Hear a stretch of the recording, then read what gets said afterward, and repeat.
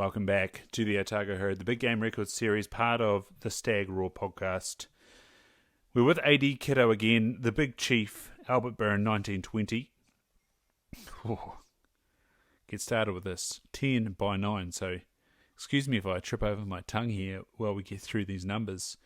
So 19 points, it's 38 and 4 by 38 and 4, so it's even in length, but that's a little short relative to a lot of these trophies, going over 40 of course, but it's overspread, and it's overspread by 3/4, so it's 39 and 1/4, so that's times by 3, which means it loses 2 1/4 for still a good total of 37. Span is 30 and 4. Beams are 6 each side. Coronets are 10 and 4 by 10 and 2. Brows are 16 and 4 each side. The bays are 15 by 13 and 2. The trays are 15 and 4 by 14 and 4. And there's an Adel Bay tine, I guess that is. It's like an extra one, I guess. On the right hand side, that's 13 and 2 inches. Outer royals are 14 and 2 by 13. Inner royals are 11 by 9. Outer off the outer royal, 4 and 4 by 3. Snag off the outer royal on the left hand side of 1 inch. Don't worry about that one. Back tines are 17 and 2 by 17 and 2. Even again. First outer off the back tine is 11 by 9 and 4. And the left side also has a second outer off the back tine of 4 inches.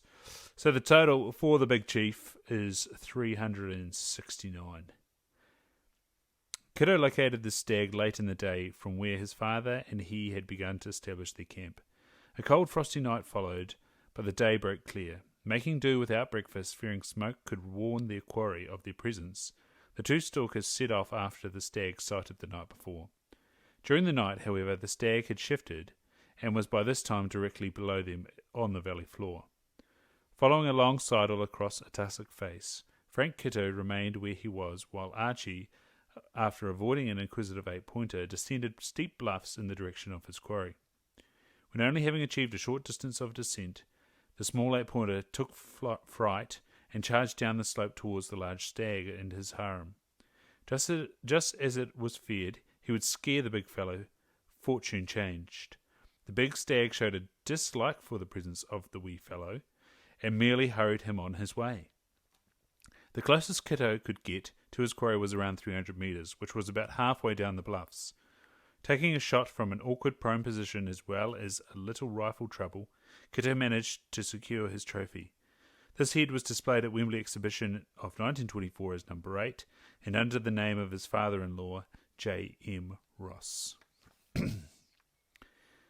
Next up, we're off to Fish River, Makaroa River Catchment 2009 for Stephen J. Gillian. Make sure you're subscribed and join us there. This is New Zealand Big Game Records Volume 6, The Red Deer, Part 2, written and compiled for the New Zealand Deerstalkers Association, incorporated by D. Bruce Banwell. Published by the Halcyon Press, a division of Halcyon Publishing Limited, PO Box 360 Auckland, 1140 New Zealand. Printed by Prolong Press Limited, China. Copyright 2011, D. Bruce Banwell, first published 2011, all rights reserved.